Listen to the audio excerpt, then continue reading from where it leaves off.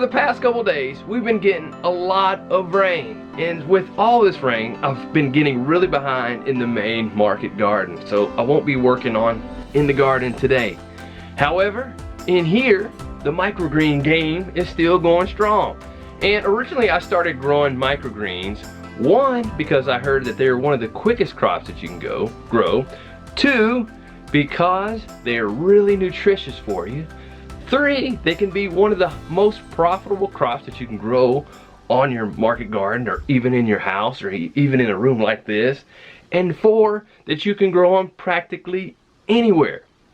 And when I started growing them and started selling them, as I started approaching various restaurants here in my area, I kept hearing a name come up about a farm that's actually not too far from me, called Lucky Leaf Gardens, and it's ran by Kate. And I had heard that she has been servicing this area for a number of years, so I said, wow, I really want to visit her and her farm. And since it's been raining, I said, you know what, now is the time to go visit Kate on her farm. So recently I did so. I went to go visit Lucky Leaf Gardens.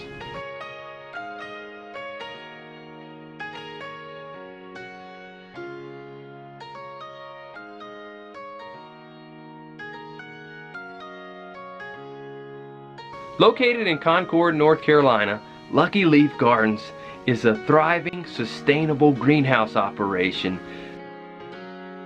And I'm super excited and pumped to see this operation firsthand because they have been crushing it, growing over 40 different varieties of microgreens and servicing grocers, restaurants in the southeast region for years.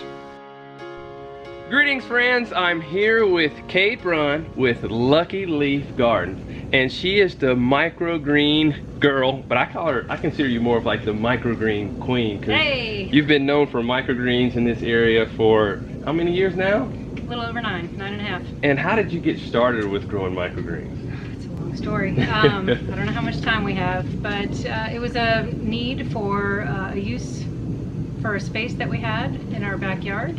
It was a time, 2010, when the economy was crashing. My husband in construction and me in real estate. It was not a good place to be. So we found a space in our backyard that we could grow something small with limited room. And we came up with microgreens as a great idea for this region, and it has worked out. So once you started growing microgreens, how did you find an outlet to sell to? Did you decide that, hey, I'm going to start selling to restaurants? How did you decide who your customers were going to be? We grew a batch of microgreens and started knocking on doors. Okay. Most of our customers we had to educate on what they were, because the chefs weren't even using them really.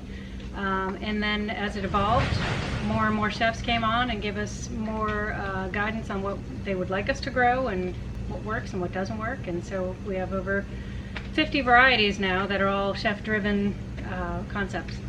Some of our viewers are still in areas that microgreens still aren't really popular. So what would you say were some of the key words or your approach to presenting microgreens to your potential customers? It depends on the customer. If we're talking about restaurants, we look at different aspects of microgreens. If we're talking about consumers, we're thinking about the health benefits. So on the consumer side, we go for the heavy hitters, the broccolis, the sunflowers. Sunflowers are about 30% protein. This is an excellent vegan option.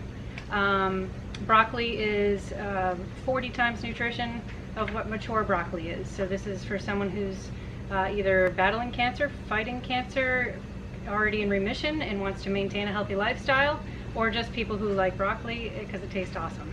There we go. And speaking of the different varieties, what are, I guess, some of your favorite microgreen varieties? Cilantro. Cilantro. I'll just cut you off. Cilantro. That's my favorite one. By far, cilantro. What would be Always. number two, maybe? Older cilantro? So cilantro, hands down, all around. Fennel. Fennel's another good one. I particularly like the ones that hold on to their seed counterparts. Okay. And usually the seed is what you're familiar with fennel or cilantro even. You use the coriander seed. If it holds on to the seed, I feel like it adds that extra texture, extra flavor. It's interesting. They're pretty. There we go. And for someone who's considering getting started with growing microgreens, what would be the top 3, probably the easiest ones that you would recommend them growing? Broccoli, radish, sunflowers. Okay. What would you recommend as far as the process, or what is your process? Would you be able to show us your process? Yeah, we only use soil. It gives the plants, the seedlings, as much nutrition as any normal plant growing out in a field would need. Now, do you make have your own mix, or do you buy from somewhere? Yeah, we have a custom mix that a local landscaping company puts together for us. But it's mostly peat moss and compost. The soil, imagine feeding your plants with water. I know there's a place for hydroponics, but for me, I feel like what you're getting is water. Yeah, so I agree. It's great for small spaces. It's great for the economic impact and the environmental impact of not using compost. However, we reuse all of our soil outside. We donate it to Cabarrus County School Gardens. Wow. So our soil is always being used somewhere else. We never just throw it away. Yeah. But in here, we always have to use a fresh batch of soil. And we do about 300 trays a week of just soil. We do have a couple commercial clients that have in-kitchen units, and in those cases we'll use the grow mats or something like that because we don't want to bring soil into the kitchen. Okay. So. Are those some of the hemp mats that you use there? Yeah, or some of those. What about the cocoa? We've got the. We just started working with the jute mats. Okay. And I'm not sure yet on the results of those, but we've used some polyfill mats, some coir mats. I haven't used the hemp ones. It's much more economical to go with soil. I personally like the soil the best, and Yeah. I feel like if you have the access to growing soil, you really should. Yeah. I feel like there's more nutrients flavor, more in the soil. nutrition. Yeah, they grow better, they're healthier, better shelf life. There's 1,000 reasons to use soil. Yeah. So back when you started your microgreen business, looking back now, do you feel like you have reached the goals that you had set aside for at the time, or have you just far surpassed what you had in mind at the time? I feel like we surpassed them early on, and at this point we're stable in maintaining, which gives us a lot of time to focus on other things that we're doing on the farm. So outside we teach classes, hold workshops on fermentation. We've got a wood-fired oven. We do pizza classes, sourdough classes. We even had a wedding last year. So it's fun to be able to share our farm and have the ability to do so by using some of the proceeds that we get from the inside and spending some time focusing on the outside. That's great. And as far as someone looking to start a business like this, what size space would you suggest someone? I've seen people start in their garage with lights. Basements, garages, yeah. We've never used artificial lights or any kind of hydroponic system. Okay. So we've always had a space big enough to bring in enough sunlight, a glass roof, a plastic roof, this roof. And yeah, I don't know. The smallest space, I guess, could be the size of your kitchen counter. Okay. So. Do you use a germination chamber at all for starting your seed, or what is your process for getting your seed started? Mother Nature. Wow, that's fantastic. Yeah. So we have heat. We do have a pretty modernized heating system. It's very custom for this greenhouse. This is a, it's kind of like a radiant floor heat. Okay. It's a closed loop system, boiler system, so hot water goes in, cold water goes out, and it cut our heat bill in half.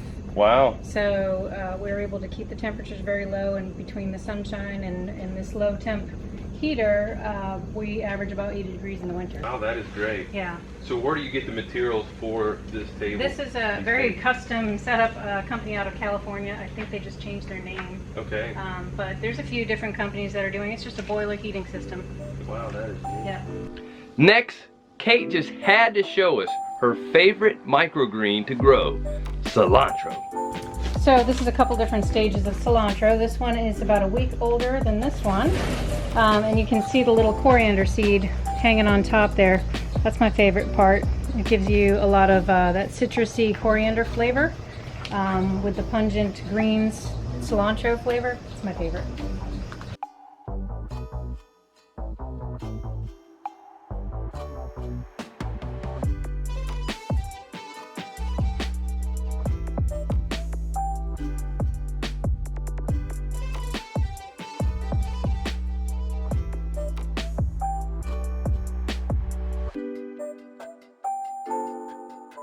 Okay, so since you've been doing this for quite some time now, what is the earning potential for a business similar to this? Maybe if they're just starting in their house with grow lights and a nice setup and maybe have some good customers. What is the potential somebody could earn per week? A really good potential. I feel like if you maximize your space, it's totally scalable based on your space. When we started and we were in our sunroom in our backyard, I think that was about 300 square feet, and we were able to maximize that space to about $500 a week in sales. So that's pretty good. That could help you really get out of debt if that was a side business that maybe a stay-at-home mom wanted to start to really pay off some debt. That's a good amount of money to make. And then we extended to a 20 by 20 greenhouse in my backyard. And you know I live in a subdivision. Yeah. So that's where you started. Nice neighbors that don't seem to care. Yeah, right wow. there in the house. Yeah. That's we pretty had neat. this property here, which is 5 acres, and we thought, well, let's make some room for a greenhouse here. We built the first half, and then here was a wall, and then about a year later we took the wall out and built the back half. So wow, so see there, you can start with just right in your house. One piece at a time. Yeah, and build as you go. Build as you grow. So here's the 3 big hitters, not that one, for ease of growing, most versatile use, and highest nutrition. You've got broccoli on the left, sunflowers, and this is a daikon style radish. And again, we just grow in dirt, so when we harvest we kind of pull them up, avoid the dirt, and that's it. So at this point they are ready to eat. You can wash them if you need to. We run a top watering system which keeps them pretty clean throughout the whole growing cycle.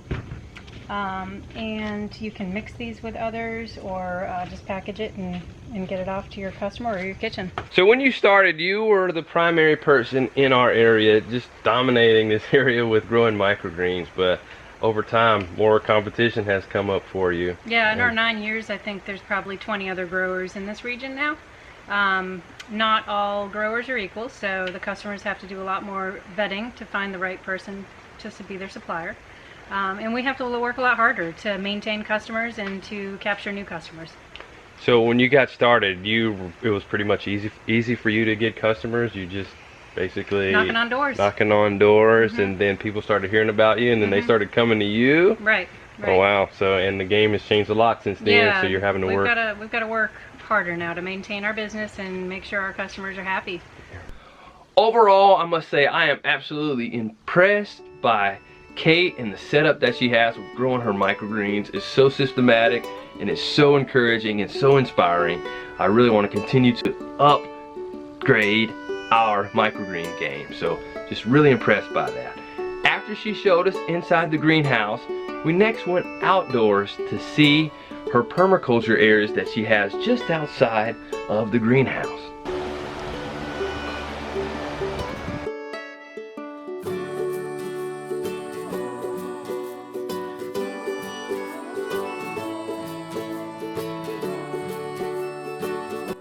This is really neat. Yeah, it's every morning there's there's 2 or 3 baby deer and a mama deer. Oh wow. In here munching all my stuff. What all are you growing out here? So those are all somewhat native fruit trees, or fruit trees that do well here. So persimmons, plums, there's a few different varieties of cherry trees, a few figs. And then the purple is all shiso. That's beautiful. So if you, on the trellis we have 3 different varieties of hops. One variety does so much better than the other 2 that it's becoming one variety of hops. Oh. But it's great. That gives us a lot of shade in the summer. It's 5 acres. We've got Reedy Creek on the back side, so you can go down to the creek and pan for gold. Wow. Did you design this layout here? We did. Well, we had, I don't know if you know Colleen McDaniel. No, her farm name was Inspired Gardens. Okay. She's a permaculture landscaper. Oh wow. So, I may need to get in contact with her then. Yeah. For this area? Yep. Okay. Yeah. Maybe if you could So text she that helped to us me. plan the terracing, because there's no irrigation out here. Yeah. I don't use any fertilizers. It just kind of does its thing and we mow, and that's the best we can do because we're so busy with everything else. Yeah. But it's so peaceful out here. It really is. You come out here and it's just, When you step in the woods, though, you hear absolutely nothing but just sounds of the forest. It's amazing. I love hearing that. But we teach a lot of classes here, so we've had some bread classes, mushroom classes, fermentation workshop, I think was one of our most popular ones. When are your classes?